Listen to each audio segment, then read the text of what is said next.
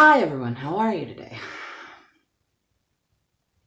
I wasn't gonna post this week. It's been a couple of really long, kind of strenuous weeks. It's like when you blow on ants and then they just start scattering, and then, eventually they get back to being in the organized line. I look forward to it every week. If I enjoy doing it, then, it's worth a little extra, so thank you for being here.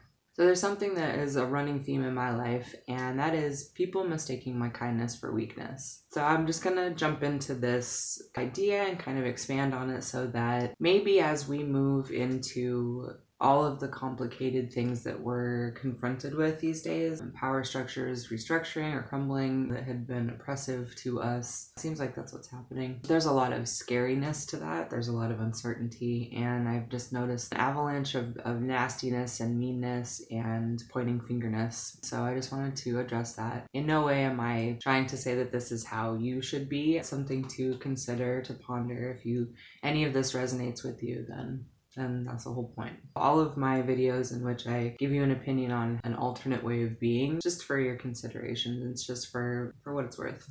So I hope this is in that same vein for you. So being bullied really sucks ass.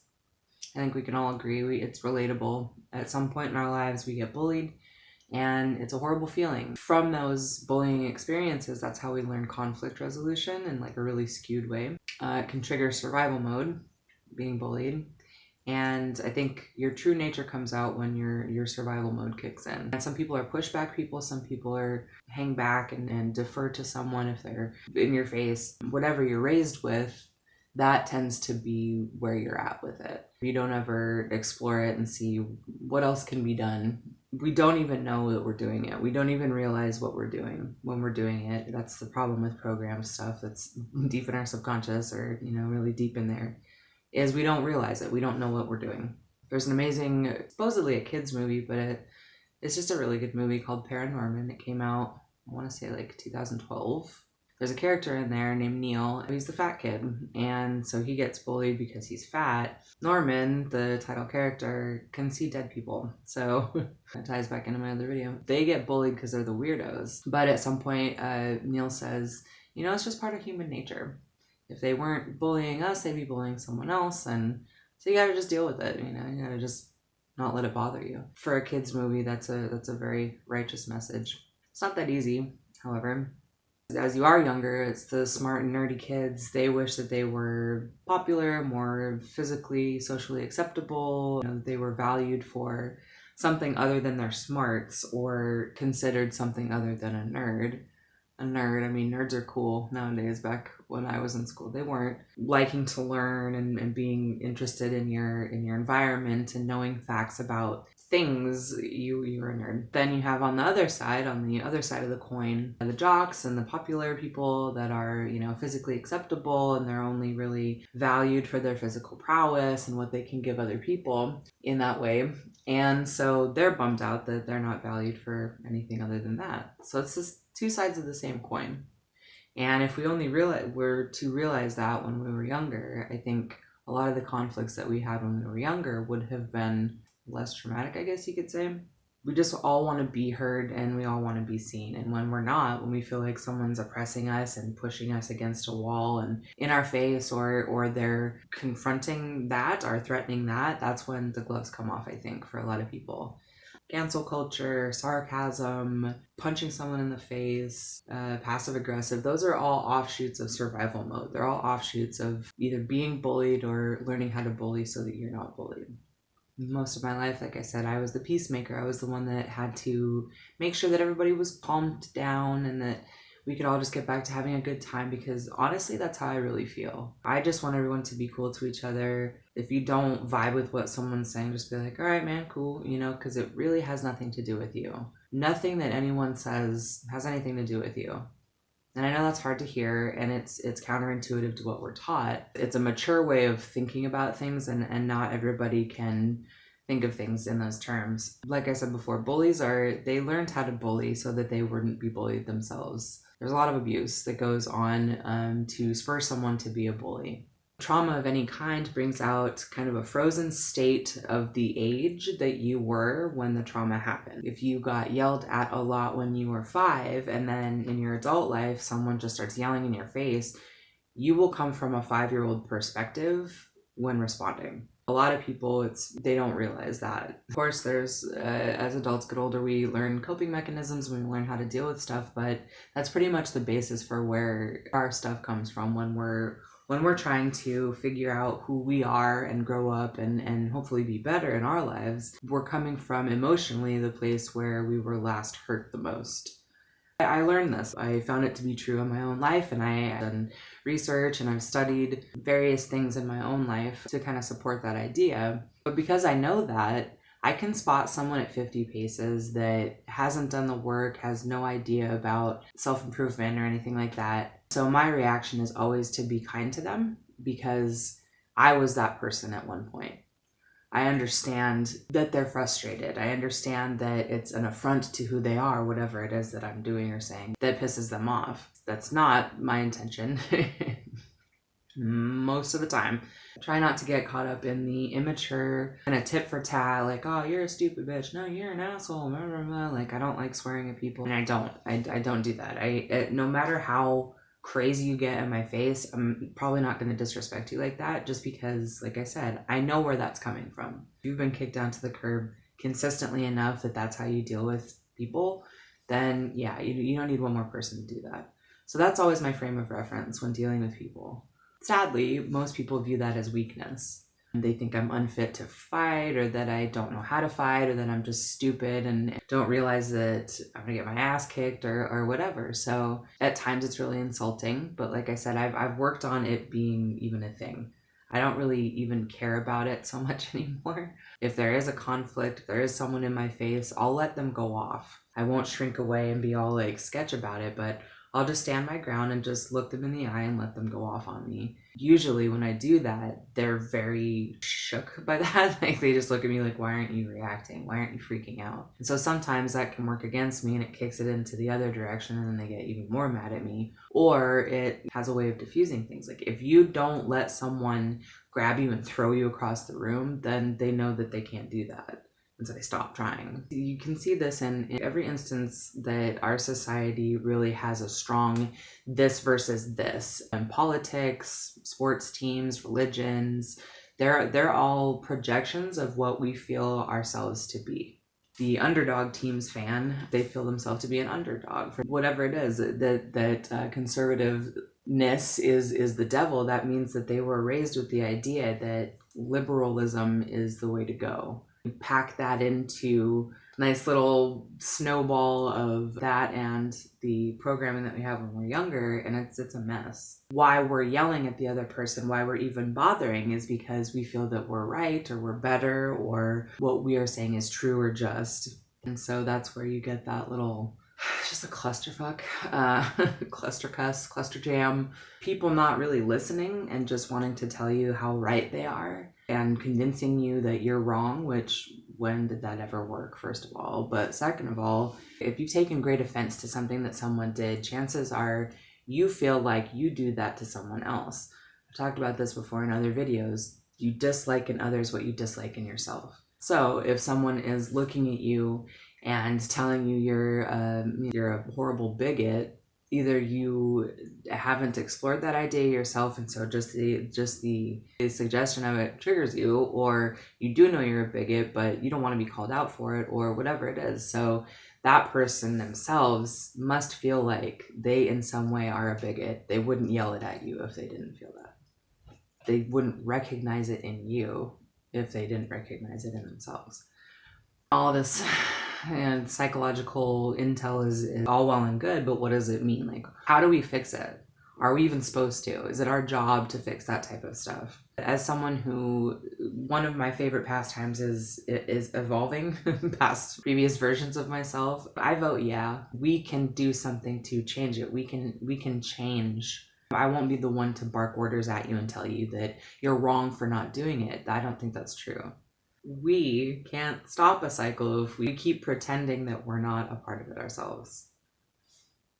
Yeah, stings. I know, but it's 100% the truth. Ripping a bully a new one, if someone's being mean and you just turn around and just shut them down and be mean right back, that's the same cycle. It's just the same cycle over and over and over again. I would just suggest, and this is only stuff that I've learned through my own trial and error, through my own want to not be so wigged out by other people all the time. I started asking myself, what do you really want? In this conflict, in this fight, in this feeling that that person is stupid for the way that they feel, what is it that you want? And if you figure out what it is that you want, you can usually go a layer below that. And because you have access to this, you can have access to something deeper, and you figure out that it's that little kid, inside that you have to ferociously protect. That's sad. It's a sad thought that all of the adults in the world are just skittering around trying to protect their wounded inner child. But that also means that we can all grow up. We can all heal that little kid and grow up and move on. It's entirely possible.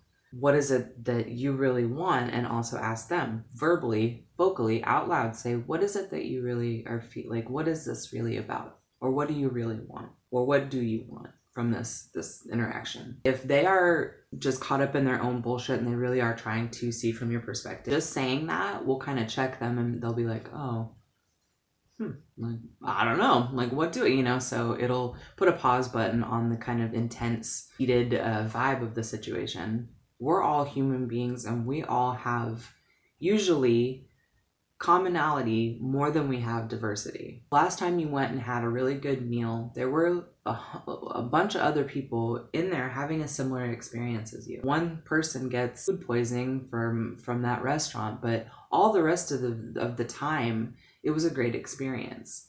That food poisoning doesn't have to mean that restaurant is now the worst place in the world, and it had something against you and it had something to prove. Like, no, I don't think so. Boomer or Gen Z or a millennial or a zennial like me, we all just want the best country possible.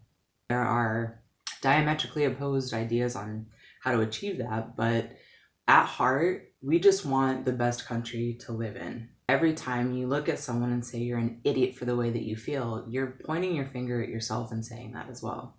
In a way, every time you disrespect someone for the way that they feel or for their views, all you're saying is that we're never going to resolve this because I'm never going to value what you have to say. And you're saying it to yourself as you're saying it to the other person. A liberal and a conservative person are in a conflict. There's no real way out of that unless you guys both have an agreement to just hear each other out. I can tell you, I've had conversations with conservative people that I 100% understood why they felt the way that they did. It didn't make sense to me. I didn't go, oh yeah, you're right, I've been doing it wrong this whole time. No, I then stopped looking at, conservative people, liberal people, like whatever. I stopped looking at labels that divided everybody, and I just started looking at the person and trying to understand what they're all about. Back to my original statement, when people say that kindness is a weakness, that is false in my opinion. Kindness takes way more focus and way more attention to show restraint and to show someone basic respect when all they're doing is trying to make you feel like shit for who you are as a person. They're not saying it to you. They're saying it to themselves. They're repeating what was told to them at a young age. Someone that's told that they're stupid their whole life when they're a kid grows up to think that they're really not that smart. Same thing. So we're all fighting past those wounds. And if you can fight past those wounds, and it's not fighting, it's just kind of letting it go. As something starts to like you get that defensive like lurch where you're just like, I'm gonna fucking kill you. Try to let your shoulders relax, kind of let it go. Let that tension go. As they're talking, just listen to what they have to say. Even if it's a bunch of nonsensical shit, the phrase, okay, I understand what you're saying, goes a long way. And even if you don't agree with what they're saying, listening and then understanding what they're trying to tell you goes a long way. That's all we want. That's all we want, is just to be heard and for someone to be like, yeah, okay, I see what you're saying. It's not my job to fix the way you think because there's a million, billion, cajillion different ways of thinking. Mine isn't better than yours. But if my thoughts can inspire difference in you that leads to your life being happier, I would be an idiot to keep it to myself. at the heart of it, that's what everybody tries to do. They just don't know how to do that. They don't have the tools. They don't have the skills. We can get there. Eventually we can get there, but we all just have to be real with each other and real with ourselves. Why bother though? Like, why bother with some asshole that you don't like? The truth is, we are all an asshole to someone somewhere about something. Yeah. Let that soak in. No matter how good of a person you are, no matter how much good you put into the world, you're still an asshole to someone. People who try to get their hooks into you and try to make you feel a certain way have an agenda, in my opinion, whether they know it or not, because I am only in control of myself. You are only in control of yourself. We are only in control of ourselves. And when you start trying to control other people angrily, like with venom, there has to be something else going on. Are there basic tenets to humans flourishing and being better? Absolutely. Is there 100,000 different ways of going about that? Also, yes. The more we belittle each other and push back and forth and just try to like have a pissing contest about anything, like it's fun, I guess, for a minute. Like it'll kill a few minutes out of your day, but there's nothing good coming out of it. The problem is not fixed. And the more that we divide ourselves, the weaker that we are. In that line of logic, kindness is a lot stronger. It's not a weakness. We will blink and be a memory. Maybe those memories should be well received. They should be worth something. They should be long lasting. They should be uplifting, not detracting. That's what I strive for anyway. Kindness doesn't mean that you're better than anyone. It just means that you're working towards better for everybody. At least that's how it is for me. I believe humans are capable of governing ourselves. I really do. I believe that we are entirely capable of that. But we have to act accordingly. Otherwise, we're never going to be, we're never going to believe that's the thing. Taking a step in, just accepting that people are different and you can't snuff out everybody that is not like you, because America itself was founded on a big old melting pot of people from a lot of different places, a lot of different backgrounds, and it still is. It's still that way.